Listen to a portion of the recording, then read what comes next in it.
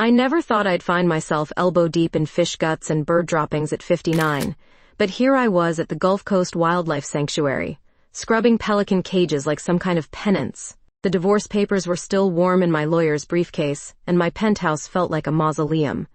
23 years of marriage, gone. Patricia had found someone younger, someone who didn't work 16-hour days at the magazine. Can't say I blamed her.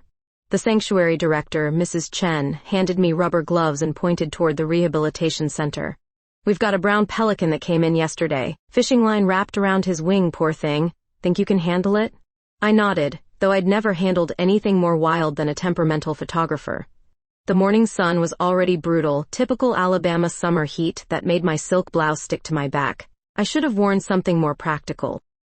The pelican sat hunched in a large enclosure, his dark eyes watching me with what looked like resignation. One wing hung awkwardly, tangled in clear monofilament that had cut deep into the flesh. Blood had dried along the cuts, and he flinched when I approached. "Easy there, big guy," I whispered, opening the cage door slowly. "Let's get you sorted out." That's when I heard footsteps behind me, quiet, deliberate. I turned to see a woman about my daughter's age, maybe mid-30s, with sun-bleached blonde hair pulled back in a practical ponytail. Her skin was deeply tanned, the kind you only get from years on the water, and her blue eyes held the same careful assessment I'd seen in the pelican's gaze. She wore faded jeans and a simple gray t-shirt that had seen better days. No makeup, no jewelry except for a simple silver chain around her neck. Everything about her screamed working class, the complete opposite of my usual crowd of polished editors and society wives. "You're new," she said, her voice low and slightly husky. Not a question. "First day," I admitted, suddenly self-conscious about my manicured nails and expensive watch. "I'm Natasha Richardson." She nodded once, like my name was information filed away for later use. "Lila Wilson." Before I could say more, she was moving past me toward the pelican, her movements fluid and confident. She opened a equipment cabinet and pulled out wire cutters and antiseptic without hesitation. "Been doing this long?" I asked, trying to fill the silence. "Long enough." She approached the bird with the kind of calm authority that made him settle immediately, hold his beak closed, gently. I did as she instructed, surprised by how warm and smooth the pelican's bill felt under my palms.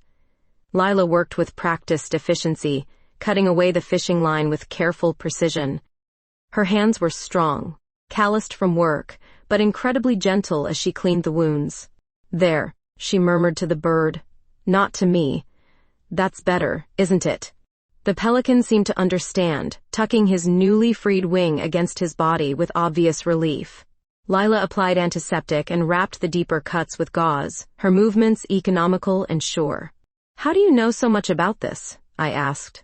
She glanced up at me, those blue eyes unreadable. "Fisherman. See a lot of birds get into trouble with gear." "You fish commercially?" "Family boat." She stood, already gathering the supplies. "Been working these waters since I was 12. There was something in her tone that suggested the conversation was over, but I wasn't ready to let her disappear. "Will he be okay?" "Should be. Wing wasn't broken, just torn up. Few weeks of rest and proper feeding, he'll fly again." She was already moving toward the door, but I called after her. "Will you be back tomorrow?" Lila paused, her hand on the door frame. For a moment I thought she might ignore the question entirely. Then she turned, and something in her expression had softened just slightly. "Same time," she said. "Someone needs to check on him." After she left, I stood alone with the pelican, both of us refugees of sorts. The bird watched me with those ancient eyes, and I wondered if he could sense the restlessness that had driven me here, the desperate need to do something useful with my suddenly empty life. The morning heat was building, but I didn't mind. For the first time in months, I felt like I had somewhere to be tomorrow. I showed up at the sanctuary the next morning like a woman with a mission, which was ridiculous because I'd spent half the night wondering what the hell I was doing. The pelican was just an excuse, and we both knew it. Lila was already there when I arrived, crouched beside the enclosure with a bucket of fish that smelled like low tide and regret. "Morning," I said, trying to sound casual. She looked up, nodded once, and went back to her work. Same gray t-shirt, same worn jeans, same maddening silence that made me want to fill every quiet moment with chatter. "How's our patient doing?" I asked, peering into the cage. "Better. Ate 3 mullet yesterday. 3 whole words. Progress. I watched her hands as she prepared the morning feeding, the way she moved with such certainty. Her fingers were long and capable, with small scars that told stories I wanted to hear. When she reached into the bucket for another fish, our hands brushed as I tried to help. The contact was brief, maybe 2 seconds, but something electric passed between us. She pulled back quickly, but not before I saw her pupils dilate slightly. My skin tingled where we'd touched, and I had to resist the urge to rub the spot. Sorry, I mumbled, feeling heat rise in my cheeks like some teenager with her first crush. It's fine, she said, but her voice was softer now, less guarded. We worked in companionable silence for a while, cleaning the cage and checking the bird's wounds. The pelican was definitely improving, preening his feathers and showing more interest in his surroundings. Lila seemed pleased, though she expressed it only through the slight upturn of her lips. You know a lot about wildlife, I said, desperate to keep her talking. Golf's been my life since I was a kid. You learn things. What kind of things? She straightened, fixing me with those blue eyes that seemed to see right through my expensive facade. Migration patterns, breeding seasons, which fish run when, how to read weather in the water. Sounds like poetry. It's survival. The bluntness of her response caught me off guard. Here I was, treating our conversation like some intellectual exercise, while she was talking about making a living from the sea. The gulf between our worlds felt suddenly immense. I didn't mean to sound flippant, I said. I've just never met anyone who lived so close to nature. Most people haven't. She picked up the empty bucket, preparing to leave again. City folk see fishing as romantic. It's not. It's dangerous, unpredictable work. Is that why you're here? Taking a break from dangerous work? She paused, considering the question longer than I expected. Something like that. What do you do when you're not fishing? Read. Fix things. Listen to the water. The simplicity of her answer made my chest tight. When was the last time I'd just listened to anything without thinking about deadlines or market share or the next story angle? What do you read? I pressed.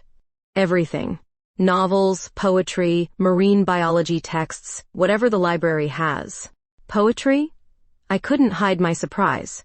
Surprised a fisherman reads verse? There was a hint of amusement in her voice now. No, I edit a literary magazine. I spend my days surrounded by people who think they're poets, but most of them wouldn't know genuine feeling if it bit them on the ass. Maybe they never had reason to feel much. The observation hit closer to home than I cared to admit. Maybe. Lila was studying me now, really looking at me for the first time. What made you come here? To the sanctuary? Honestly, I needed somewhere to go. My marriage ended, my house feels empty, and I was tired of sitting in restaurants alone. So, you thought you'd clean bird cages instead? Seemed like a better use of my time than drinking wine and feeling sorry for myself. She almost smiled at that. Almost. Besides, I continued, I've spent 30 years editing other people's words about life. Thought I might try actually living some of it. How's that working out? Ask me in a few weeks. This time she did smile, just a small curve of her lips, but it transformed her entire face. The guarded expression softened, and I caught a glimpse of warmth underneath all that careful reserve. I should go, she said, but she didn't move immediately. Same time tomorrow? If the weather holds? As she walked away, I realized I'd been holding my breath. The pelican watched me with knowing eyes, and I wondered if animals could sense when humans were falling into something they didn't understand. 2 weeks passed, and I found myself looking forward to mornings at the sanctuary like nothing I'd experienced in years. Lila and I had fallen into a comfortable rhythm, working with the pelican who was healing nicely. She'd started sharing small pieces of her world with me, pointing out tide patterns and explaining how different winds affected the fishing. Water's different today, she said one morning, checking the pelican's wing mobility. Storms coming in from the southeast. I glanced at the cloudless sky. Looks perfect to me. Give it 4 hours. You'll see. She was right, of course. By afternoon, dark clouds were rolling in from the Gulf. But I was more interested in the way she seemed to read the world around her like I read manuscripts, finding meaning in details others missed. How do you know so much? I asked as we prepared the bird's final treatment. The wounds had healed clean, and his wing moved freely now. My grandfather taught me. Said the water talks if you know how to listen. Sounds like he was a wise man. He was. Her voice carried a note of loss. Died when I was 16, left me his boat and everything he knew about these waters. This was the most personal information she'd shared, and I felt honored by the trust. Must have been hard, losing him so young. Made me grow up fast. She secured the pelican's cage. But he taught me to be independent. Never rely on anyone else for what you need. The philosophy felt lonely to me, but I understood it. After Patricia left, I'd been forced to remember how to be alone too. We should release him tomorrow, Lila said, running her fingers gently over the bird's head. He's ready. Tomorrow? The word came out sharper than I intended. Once the pelican was gone, would there be any reason for us to keep meeting? Lila looked at me curiously. Something wrong? No, it's just... I've gotten attached, I guess. To the bird? Among other things. The admission hung between us, and Lila's expression shifted, becoming more guarded. She busied herself with cleaning supplies, avoiding my eyes. Maybe you could show me where you release him, I said quickly. I mean, if that's something you do, I'd like to see him fly again. It's not exactly touristy. Marsh access road, pretty isolated. I don't mind isolated. She hesitated, and I watched her internal debate play out across her features. Finally she nodded. Sunrise. Birds are more active then. The next morning, I met her at the sanctuary before dawn. She loaded the pelican into a specially designed carrier, and I followed her battered pickup truck down increasingly narrow roads until we reached a wooden dock extending into dark water. Marsh grass swayed in the pre-dawn breeze, and the air smelled like salt and possibility. This is beautiful, I breathed, stepping out of my car. It's quiet, Lila agreed, carrying the pelican toward the water's edge. Good place to think. We walked to the end of the dock in comfortable silence. The eastern horizon was just beginning to lighten, painting the sky in shades of rose and gold. Lila set down the carrier and opened it carefully. Come on, big guy, she murmured to the pelican. Time to go home. The bird emerged slowly, testing his wings with small flaps. Then, as if remembering what freedom felt like, he spread them wide and took off with powerful strokes, skimming the water's surface before rising toward the brightening sky.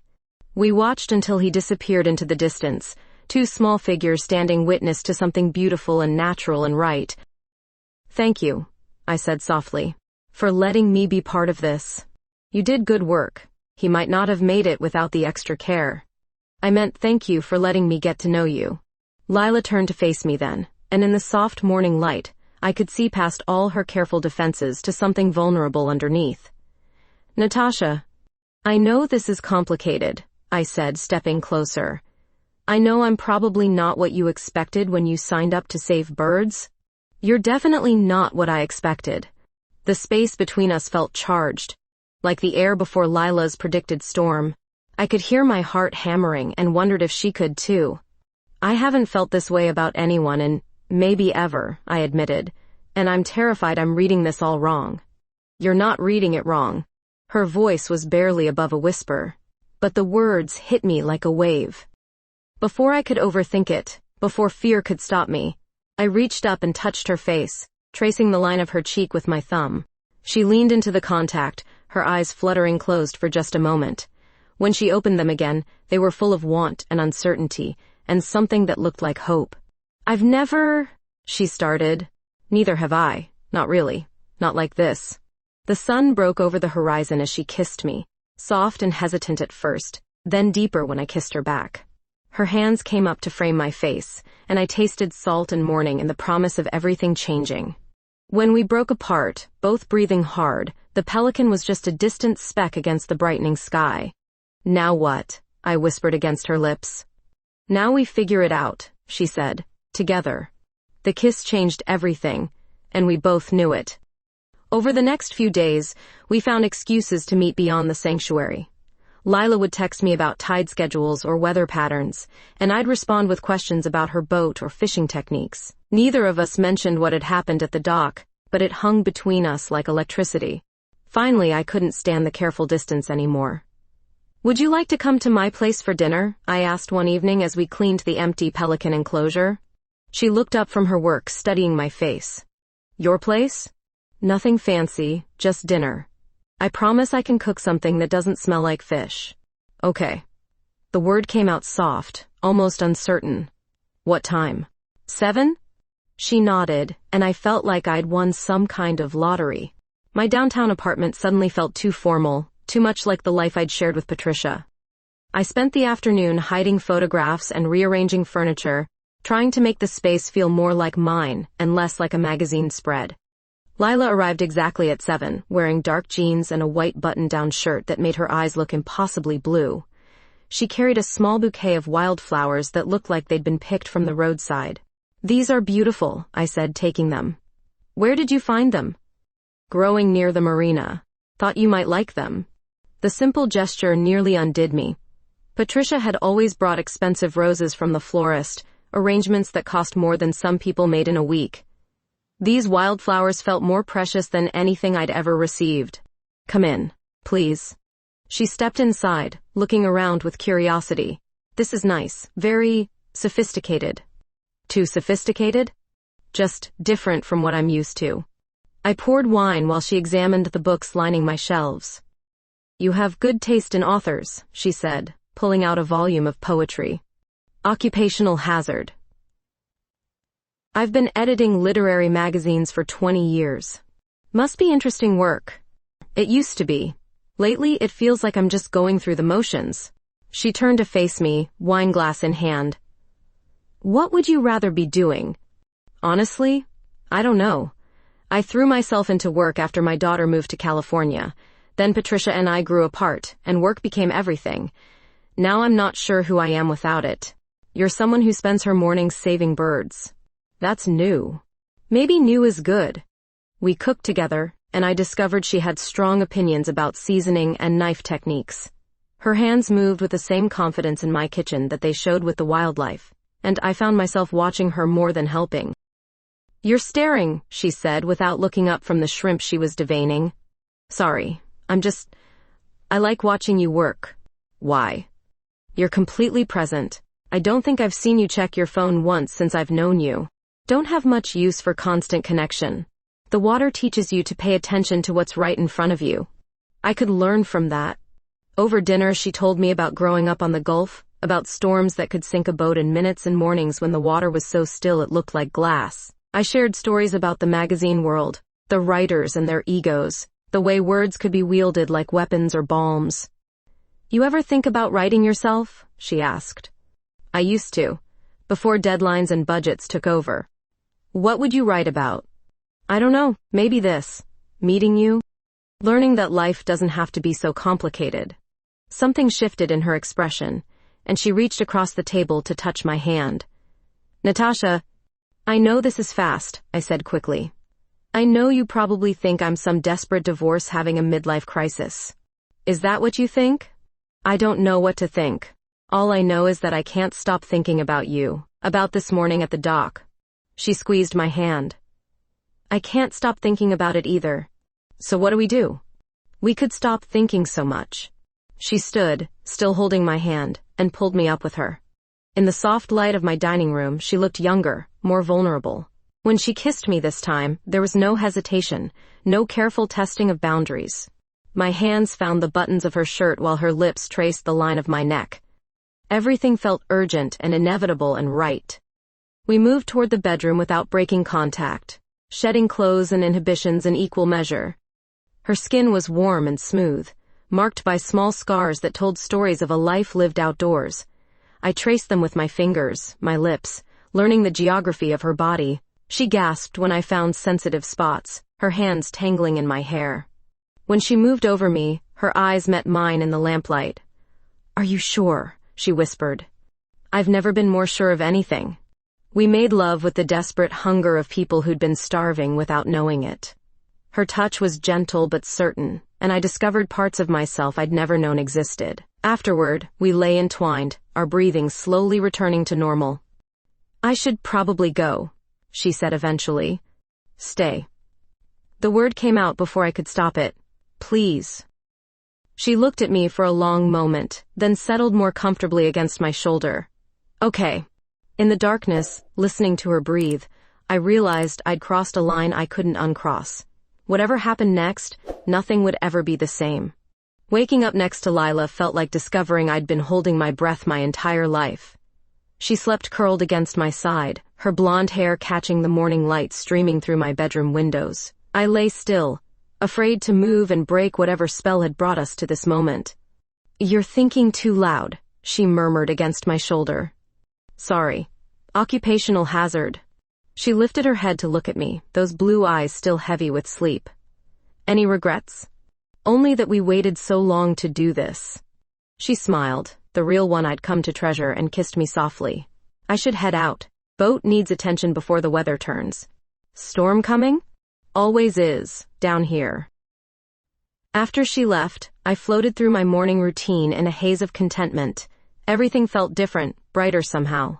Even my coffee tasted better. 2 days later, Lila suggested we grab lunch in the historic district. "There's a place that makes decent po' boys," she said. "Figured you might want to see more of the city than just the sanctuary." Mobile's downtown had a faded elegance that reminded me of an aging southern belle, all wrought iron balconies and moss-draped oaks. We found a small cafe tucked between antique shops and ordered shrimp po' boys that dripped with sauce and possibility. "I used to come here with my grandfather," Lila said, looking around the narrow streets. "He'd bring me after doctor appointments or when we needed boat supplies. Must have good memories here." "Some." Her expression darkened slightly. "Some not so good." We were walking back toward our cars when the shouting started. Across the street, 2 groups of men faced off in front of a pawn shop. Their voices carried an edge that made my skin prickle with recognition of danger. "We should go," Lila said quietly, her hand finding my arm. Before we could move, one of the men pulled something from his jacket. The afternoon sun caught the metal, and I realized with sick clarity that it was a knife. "Danny, you piece of shit," one man yelled. "You think you can move product on our territory?" "Territory?" The man with the knife laughed, but there was nothing humorous in the sound. "Your territory is whatever we say it is." More men appeared from doorways and parked cars, forming loose circles around the confrontation. This wasn't random street violence. This was organized, territorial, criminal. "Damn," Lila whispered beside me. "We need to leave. Now." But it was too late. One of the men spotted us across the street, 2 women obviously out of place in this testosterone-fueled standoff. He nudged his companion and pointed in our direction. The man with the knife turned to look at us, and I saw Lila freeze beside me. "Oh hell," she breathed. "You know him?" "Joey Hernandez. He used to run with my brother before—" She swallowed hard. "Before Marcus died." The recognition was mutual. Joey's eyes narrowed, and he said something to the men near him. Several heads turned our way, and the predatory interest in their gazes made my blood run cold. "Ladies," Joey called out, his voice carrying clearly across the empty street. "Lila Wilson, didn't expect to see you around these parts." "We were just leaving," Lila called back, already pulling me toward my car. "Not so fast. Been wanting to have a conversation with you about your brother's business." The knife in his hand wasn't idle anymore. He was holding it like he knew how to use it. "I don't know anything about Marcus's business," Lila said, but her voice carried a tremor that suggested otherwise. "See, I don't believe that. Marcus was family, right? Family shares things." The other group of men had backed away from the immediate confrontation, recognizing that whatever was happening now was bigger than their territorial dispute. We'd become the center of attention, and none of it felt friendly. "Get in the car," Lila said under her breath. "Keys ready." But as we moved toward my sedan, more men emerged from the shadows between buildings. They weren't trying to hide their interest anymore. Whatever Joey wanted from Lila, he wasn't planning to ask politely. The first gunshot cracked like thunder, and everything went to hell. I hit the ground instinctively, pulling Lila down with me behind a parked truck. More shots followed, and I could hear men shouting, cursing, the sound of breaking glass and running feet. "Stay down," Lila hissed, her body covering mine protectively. Through the truck's windows I could see muzzle flashes and figures darting between buildings. The smell of gunpowder mixed with the afternoon heat, and my ears rang from the noise. Police sirens wailed in the distance, growing closer. The shooting stopped abruptly, replaced by the sound of car engines and squealing tires as the gangs scattered in different directions. "We have to go," Lila said, pulling me to my feet, "before the cops get here and start asking questions we can't answer." My hands shook as I fumbled for my keys. What the hell just happened? Nothing good. She looked around frantically as we reached my car. Drive, fast. I'll explain when we're somewhere safe. As we pulled away, I caught a glimpse in my rearview mirror of Joey Hernandez watching from beside a black SUV. Even at that distance, I could feel the malevolence in his stare. Lila, I said as we turned onto a main thoroughfare, my voice steadier than I felt. I think we're in serious trouble. Yeah, she said grimly, still scanning the mirrors. We really are. I drove aimlessly through Mobile's suburbs while Lila sat silent beside me, her hands clenched in her lap. The adrenaline from the shooting was wearing off, leaving behind a cold dread that settled in my stomach like lead. Where are we going? She finally asked. I don't know, somewhere they won't find us. I glanced at her. You need to tell me what just happened back there. She stared out the window at the passing strip malls and gas stations. My brother Marcus got involved with some bad people before he died. Drug runners, mostly. Small-time stuff that turned big-time fast. What kind of involvement? He was moving product for them. Cocaine, heroin, whatever they needed, transported from the Gulf to inland buyers. Used his fishing boat as cover. My hands tightened on the steering wheel. And Joey thinks you know something about it? Marcus died 3 years ago. Boat accident during a storm, or that's what everyone assumed. But Joey and his crew always thought he was holding out on them, hiding money or drugs somewhere. Were you involved? Hell no. I barely spoke to Marcus the last 2 years of his life. But that doesn't matter to them. They think blood means complicity. I pulled into a motel parking lot, one of those anonymous places that took cash and didn't ask questions. We need to think this through. They saw us together, which means they know about me now too. I'm sorry. Her voice was barely audible. I never meant for you to get pulled into this. Don't apologize, just help me understand what we're dealing with. Inside the motel room, with the curtains drawn and the door double locked, Lila finally started talking. She told me about growing up in a family where her father drank too much, and her mother worked double shifts to keep food on the table. Marcus had been her protector until he got seduced by easy money and dangerous friends. He changed after he started working for them, she said, sitting on the edge of the bed. Got paranoid, aggressive, started carrying a gun and looking over his shoulder all the time. How did he die? Official story was that he took the boat out alone during a storm warning. Coast Guard found pieces of the hull 2 days later. No body. But you don't believe that. Marcus knew those waters better than anyone. He wouldn't have gone out in weather like that unless someone made him. I sat beside her on the bed, close enough to offer comfort but careful not to crowd her. What do you think really happened?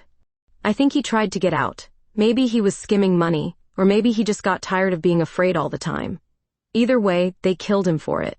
And now they think you have whatever he was hiding. Yeah. We sat in silence for a while, the weight of our situation settling around us like fog. Outside, traffic hummed past on the highway, normal people living normal lives while we hid in a $12 a night motel room. I have connections, I said finally. People in the media, some contacts in law enforcement, maybe we can get protection. From who? Half the cops in Mobile are probably on someone's payroll. Then we go higher. State police, FBI. With what evidence? We witnessed a gang fight, nothing more. And Joey's smart enough to make sure any official investigation leads nowhere. She was right, and we both knew it. We were trapped between criminals who wanted something we didn't have, and a system too corrupted to offer real protection. There's something else, Lila said quietly. Before Marcus died, he came to see me, said he'd left something for me, somewhere safe. I thought he meant money or maybe some kind of insurance policy. You never looked for it? I was too scared, and too angry. I figured whatever he'd gotten himself into, I wanted no part of it. But now? Now I'm wondering if whatever he left might be the key to getting these people off our backs. I reached for her hand, intertwining our fingers. So we find it. We? You think I'm abandoning you now? After everything? She looked at me with something like wonder. You could. Walk away, go back to your life. This isn't your fight. It became my fight the moment I fell in love with you. The words hung between us, and I realized I'd said them without meaning to, but they were true, and I didn't want to take them back. Love? She whispered. Yes. I know it's fast, I know it's crazy, but there it is.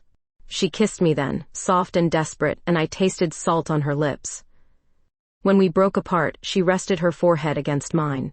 I love you too, she said. Which is why I can't let you do this. You don't get to decide that. Natasha, these people kill for a living. They won't hesitate to hurt you to get to me. Then we make sure they don't get the chance. We ordered pizza and spent the evening planning. Lila drew maps of places Marcus might have hidden something, marked locations where he'd kept boats or equipment. We talked about timing, about how to search without being seen, about what we'd do if we found something incriminating. As night fell, we lay together on the motel's lumpy mattress, holding each other close. The situation was desperate, but being with her felt like the most natural thing in the world. Promise me something, she said in the darkness. Anything. If this goes bad, if they get too close, you run.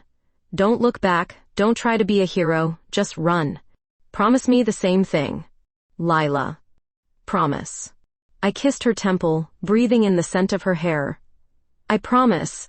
We both knew it was a lie, but sometimes lies are the only comfort we have. We left the motel at dawn, driving separate cars to Marcus's old place near the docks. The house was a weathered shotgun shack that looked abandoned, paint peeling and windows boarded up. But Lila still had a key. He never changed the locks, she explained as we slipped inside. Figured if anyone wanted to rob him, they were welcome to try. The interior smelled like mildew and old cigarettes. Someone had clearly searched the place before us, drawers pulled out and furniture overturned. But they'd been looking for obvious hiding spots, not the subtle ones Marcus might have used.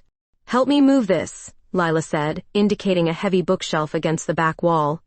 Behind it, we found a loose floorboard. Underneath was a waterproof bag containing documents, photographs, and a small digital recorder. My hands trembled as I pulled out the papers. These are shipping manifests, I said, scanning the pages. Boat registrations, cargo logs. And look at these names. Lila leaned over my shoulder. Police badges, judge signatures, city council members. Your brother was documenting everyone involved in the operation. The photographs were even more damning. Marcus had been careful, using a telephoto lens to capture money exchanges, drug transfers, meetings between criminals and public officials. The corruption went deeper than either of us had imagined. There's enough here to bring down half the power structure in Mobile, I said. Which is why they killed him. The digital recorder contained hours of conversations. Marcus's voice documenting dates, times, and criminal activities. He'd been building a case, probably planning to trade the information for his freedom. We need to get this to someone who can't be bought, I said. Like who? Federal authorities. The FBI has a field office in Birmingham. I have a contact there, someone I interviewed for a story about organized crime last year. You think they'll believe us? With this evidence? They'll have to. But as we prepared to leave, Lila grabbed my arm. Car engines outside, multiple vehicles. Through the boarded windows I could see black SUVs pulling up to the house. Men in dark clothing emerged, and I recognized Joey Hernandez among them. Back door, Lila whispered, stuffing the evidence into her jacket. We slipped out through the kitchen as the front door exploded inward. Shouts and heavy footsteps followed us as we ran toward the marsh behind the house. This way, Lila said, leading me along a narrow path through tall grass. There's a boat dock about half a mile through the wetlands. Behind us, I could hear Joey's voice shouting orders, dogs barking, the sound of systematic searching. They weren't giving up easily. We made it to the dock just as the first searchers appeared at the marsh edge. Lila's fishing boat was moored there, a simple but sturdy vessel that looked like it had weathered many storms. Cast off, she said, starting the engine. We're going to make a run for it. Where? Open water. They can't follow us in those big boats, and I know places to hide. The engine roared to life, and we pulled away from the dock just as gunshots cracked behind us. Bullets whined over our heads, and I ducked instinctively. Stay down, Lila shouted over the engine noise. They're trying to disable the boat. We raced across the open water, spray flying around us as Lila pushed the boat to its limits.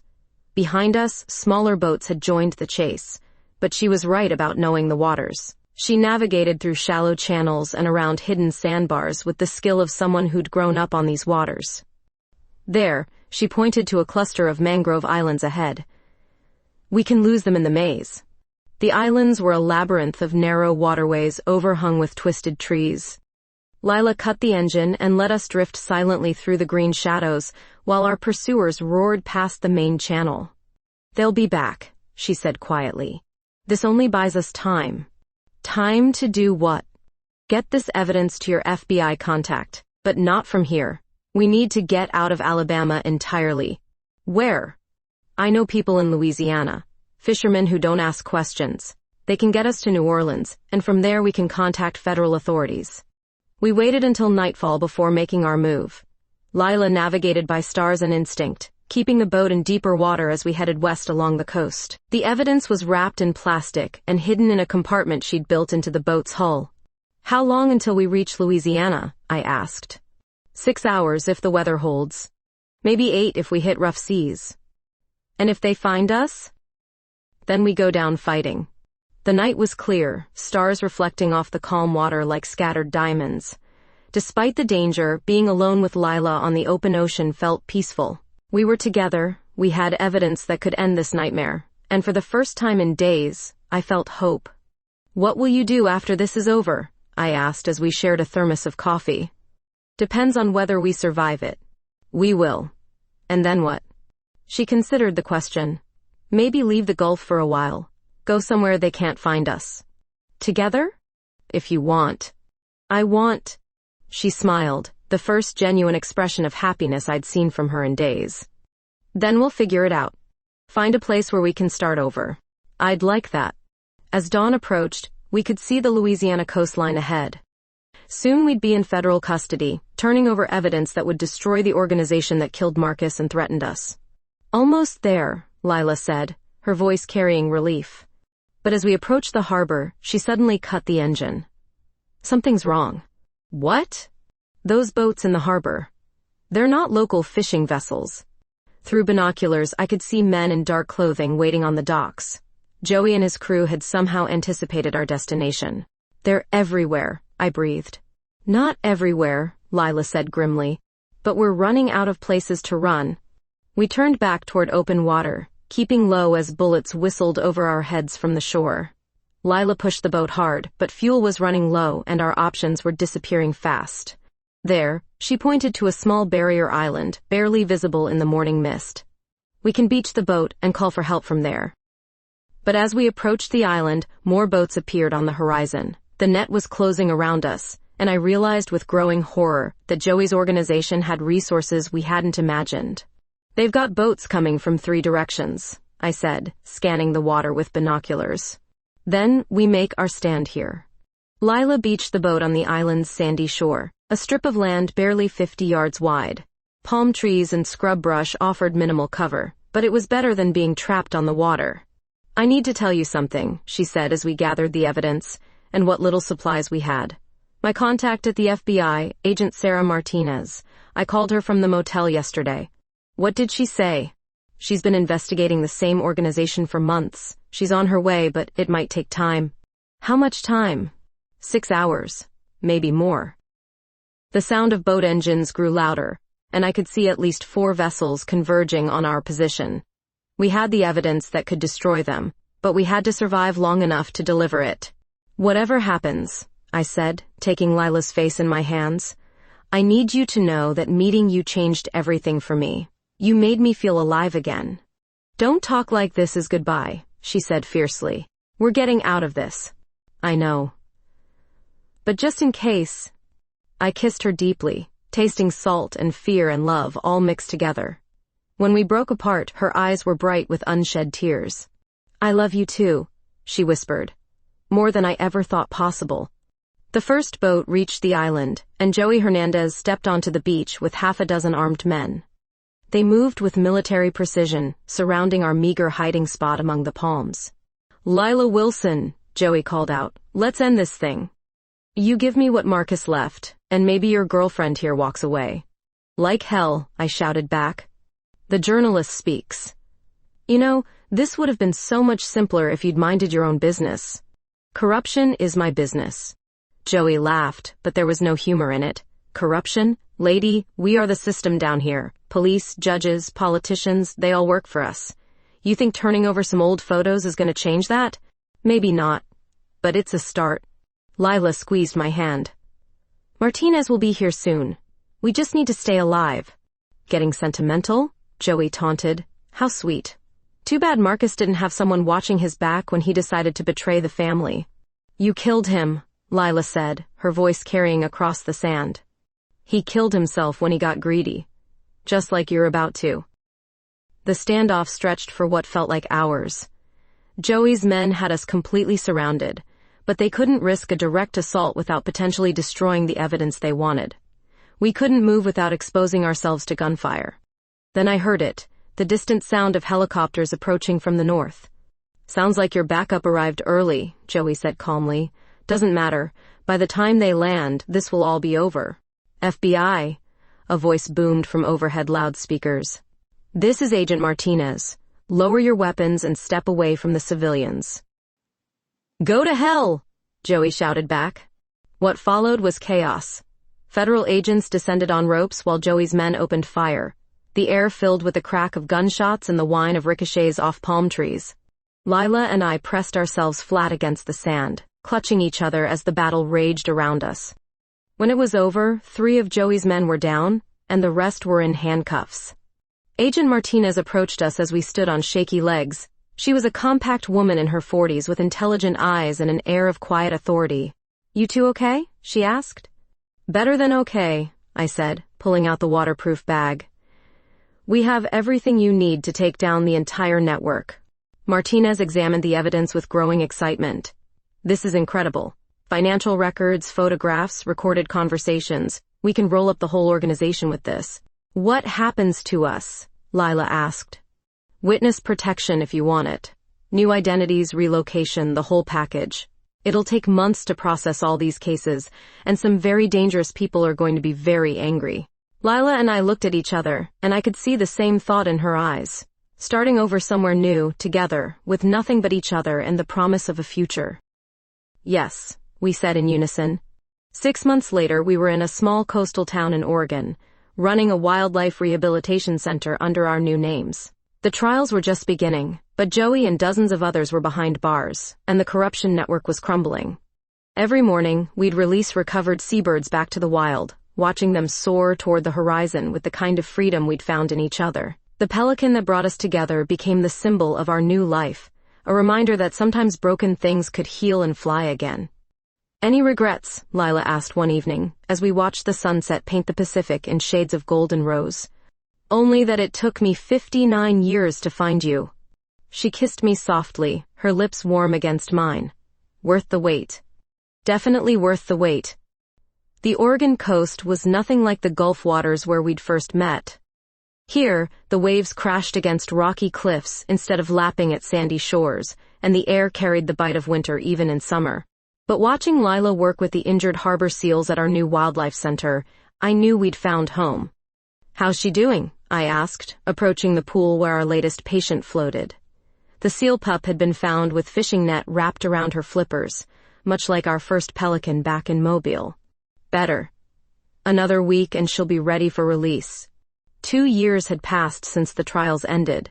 Joey Hernandez got life without parole, along with 12 other members of his organization. The corruption network that had strangled Mobile for decades was finally broken, though I suspected new players would eventually fill the void. Mrs. Patterson called, I said, referring to our current identity. The FBI had done a thorough job creating our new lives. She wants to interview us for the local paper about the center. Think that's safe? Agent Martinez says the last of Joey's associates was sentenced 3 months ago. We're not in hiding anymore. Lila nodded, but I could see the caution that had become second nature to both of us. Some habits died hard. We'd built something beautiful here, a small rehabilitation center that specialized in marine mammals and seabirds. The work was demanding but rewarding, and we'd found a community that accepted us without question. 2 women running a wildlife sanctuary wasn't unusual in this part of Oregon. I have something for you, Lila said that evening as we sat on our porch overlooking the ocean. She pulled out a small velvet box, her hands trembling slightly. Lila, I know we can't legally marry under our real names, and I know our whole life is built on lies the FBI created. But what we have isn't fake. What I feel for you isn't part of some witness protection program. She opened the box to reveal a simple silver band with a small diamond that caught the lamplight. I want to spend whatever time we have left being completely honest about one thing. I love you, Natasha Richardson Wilson Patterson, whatever name you're using. Will you marry me? I was crying before she finished speaking, the kind of tears that come from happiness too big to contain. Yes, of course yes. We had a small ceremony on the beach where we'd first watched seals return to the wild. Agent Martinez officiated, using her authority as a federal agent to make it legal under our new identities. It wasn't traditional, but nothing about our relationship had been traditional. I never thought I'd find this, I said during our vows, looking into Lila's blue eyes. I spent 60 years thinking I knew what love was, but I was wrong. Love is this feeling that home isn't a place, it's a person. You saved me, she replied. Not from the criminals or the danger, but from a life where I'd given up on believing in anything good. You made me remember what it felt like to hope. The kiss we shared as wives felt different from all the others, deeper somehow, weighted with promise and permanence. That night, as we made love with the sound of waves crashing below our bedroom window, I traced the small scars on Lila's hands and arms, the marks that told the story of her life on the Gulf. She had new scars now, too, from our months of running and hiding, but they were part of our story together. Do you miss it? I asked afterward, our bodies still entwined. The fishing, the Gulf, your old life? Sometimes, she admitted. But I wouldn't trade this for anything. What we have is worth more than all the fish in the ocean. Even when I'm being impossible about organization systems. Especially then. We laughed, the sound carrying through the open window into the night. The next morning brought news that would change everything again. Agent Martinez called with information about a documentary filmmaker who wanted to tell our story, about the corrupt network we'd helped expose and the wildlife sanctuary we'd built from the ashes of our old lives. It could help other women in similar situations, Martinez explained. Show them that it's possible to start over, to build something beautiful from something terrible. Using our real names? I asked. If you're comfortable with that. The last of Joey's organization is behind bars, and your story deserves to be told. Lila and I looked at each other across the breakfast table, the same understanding passing between us that had connected us that first morning with the injured pelican. Yes, we said together.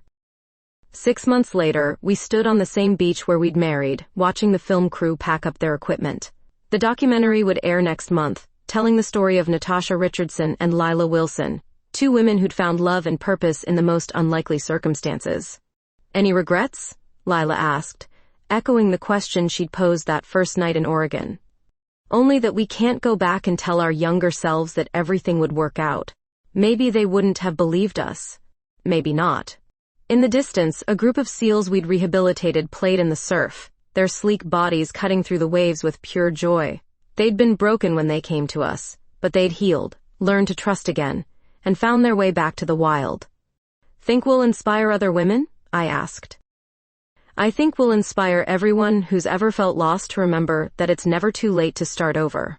As the sun set over the Pacific, painting the sky in shades of hope and possibility, I realized that our story wasn't ending here. It was just beginning, with all the promise that tomorrow would bring.